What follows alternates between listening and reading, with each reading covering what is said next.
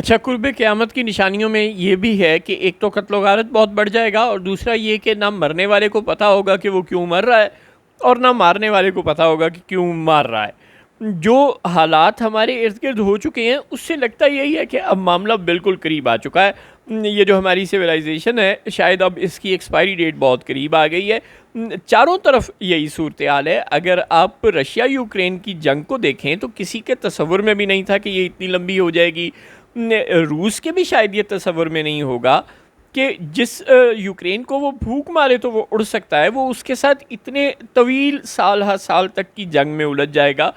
अच्छा खासा पैसा लग रहा है रूस जैसी बड़ी ताकत का, उसका बुरा हाल हो सकता है इतनी जंग से। 101 सैटेलाइट अब सदर प्यूटन मज़ीद भेज रहे हैं खला में। ये जो ताज़ा हमले किए हैं ज़ेलेंस्की साहब ने, अन्यवा ड्रोन हमले किए हैं, अब ज़ाहिर है वो भी इस पर पैसा खर्च कर रहे हैं या एड ले रहे हैं यूरोप से। पता नहीं यूरोप और अमेरिका यूक्रेन को क्यों पाल रहे हैं, उन्हें उसका क्या फ़ायदा होगा।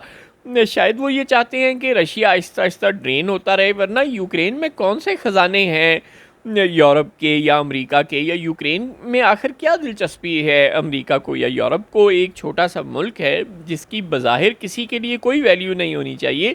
लेकिन वो रूस के दरमियान और मगरिब के दरमियान एक बोन ऑफ कंटेंशन बना पड़ा है बड़े सालों से। जो मसला इज़राइल और फ़लस्तीन के, बल्कि इज़राइल और गज़ा के माबैन शुरू हुआ था,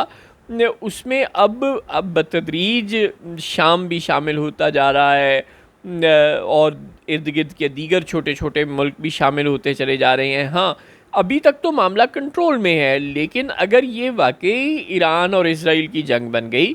तो फिर बिल्कुल हमारा मुल्क भी उसकी लपेट में आ सकता है। अगर इन्होंने एक दूसरे पर खुदा न खास्ता कोई न्यूक्लियर किस्म के मिज़ाइल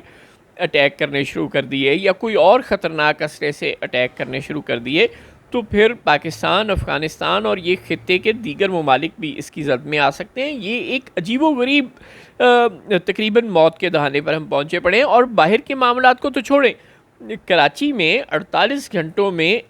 आफ्टर शॉक्स टाइप ही सही, बहुत छोटे छोटे सही ज़लज़ले के 10 झटके आए हैं। पाकिस्तान में दुनिया के चंद ममालिक में से है जिनके पास ग्लेशियर्स की सबसे बड़ी तादाद है, और पाकिस्तान में 13,000 से ज़ायद ग्लेशियर्स हैं, जिनमें से तकरीबन निस्फ बहुत तेज़ी से पिघल रहे हैं। पिघल तो ज़ाहिर सारे ही रहे हैं, लेकिन निस्फ की पिघलने की रफ्तार बहुत तेज़ है। न्यू पाकिस्तान में जो वाटर रिजर्वायर है एक तरह से, इन्हीं ग्लेशियर्स का पानी इवेंचुअली हमारे नदी नालों में बहता है और हम उससे अपनी फसलों को सैराब करते हैं,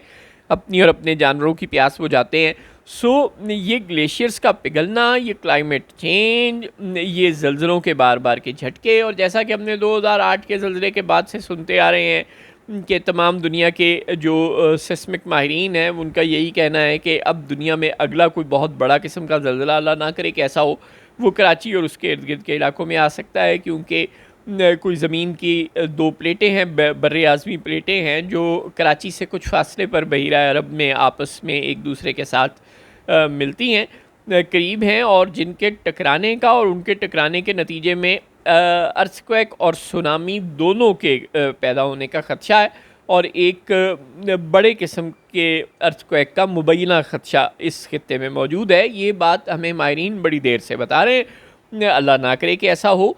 अल्लाह करे कि ये जो छोटे छोटे आफ्टर शॉक्स टाइप ज़लज़ले आए हैं ये इनमें कोई खैर मस्तूर हो, इन्हीं में मामला किसी तरह एब्जॉर्ब हो के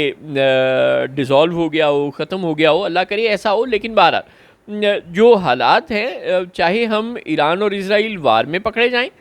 चाहे ये रशिया और यूक्रेन की जंग दुनिया में कोई ऑयल का बहरान ऐसा पैदा कर दे, गैस का बहरान ऐसा पैदा कर दे कि सर्वाइवल एक मरतबा फिर इंसानियत के लिए मुश्किल हो जाए। ज़ाहिर है मिडल ईस्ट में एक तरफ वार है और दूसरी तरफ रशिया यूक्रेन में वार है, और इतने साल से ये जंगें चल रही हैं, मगर अभी भी दुनिया में तेल और गैस का बहरान पैदा नहीं हुआ। लेकिन इवेंचुअली ये हो सकता है। चीन और अमेरिका जिस तरह बहरे हिंद में आमने सामने आए हुए हैं, अटलांटिक ओशन में आमने सामने आए हुए हैं, तेल की गुजरगाहें और बहरी जो तिजारत की गुजरगाहें हैं उनका भी बहुत मुश्किल हाल हुआ है। अमेरिका बार बार तड़ियाँ लगा रहा है कि चीन ने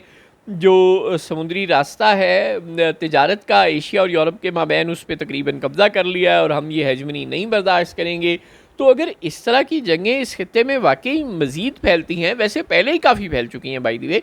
अगर मज़ीद फैलती हैं और जिस तरह हम क्लाइमेट चेंज और दूसरी तरफ से ज़लज़लों की ज़द में भी हैं, तो ये एंड ऑफ टाइम्स वाली बिल्कुल सूरत हाल है।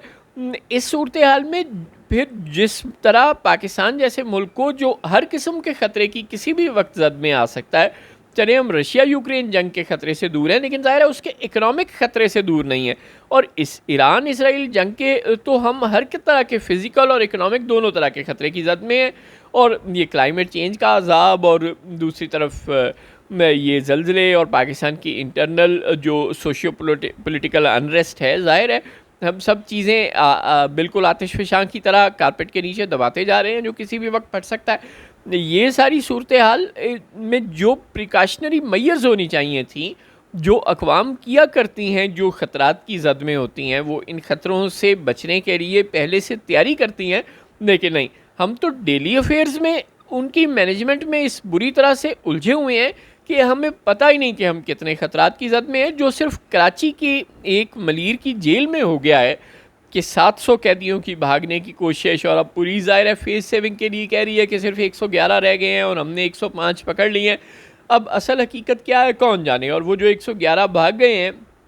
उनमें कौन कौन शामिल था, ज़ाहिर है ये आहिस्ता आहिस्ता खबरें बाद आएंगी और फिर एक तवील अरसा तक कंस्पिरेसी थ्योरीज़ हमें घेरे रखेंगी कि इनमें से किसी ने जानबूझकर ये सब कुछ किया, ये प्लांटेड था और जी इसके नतीजे में फ़लाँ कैदी को भगाना मकसूद था। तो ये खबरें आहिस्ता आहिस्ता आएंगी, लेकिन ऐसा किसी और जेल में भी हो सकता है, किसी और जगह पर भी हो सकता है। क्या उसके ख़तरात जितने हमको घेर चुके हैं, महारंग और इमरान खान जैसे लीडर जेल में बंद हैं, और भी बहुत से लीडर जेल में बंद हैं, बेशुमार सियासी कैदी हैं जो कराची से लेके कोयटा तक और कोयटा से लेके लाहौर तक जेलों में बंद हैं। इस सारी सूरत हाल में बिल्कुल पूरा माशरा, पूरा मुल्क ख़तरात की बिल्कुल एट ब्रिम है, और उनसे निमटने के लिए किसी भी किस्म की कोई प्रिकॉशन, कोई मेजर्स हम नहीं ले रहे। हम सिर्फ डेली अफेयर्स की मैनेजमेंट में लगे हुए हैं और हमें बिल्कुल नहीं पता कि कौन कौन हमारे दरवाजे पर कहाँ कहाँ से दस्तक दे रहा है और इसके नताइज क्या क्या हो सकते हैं।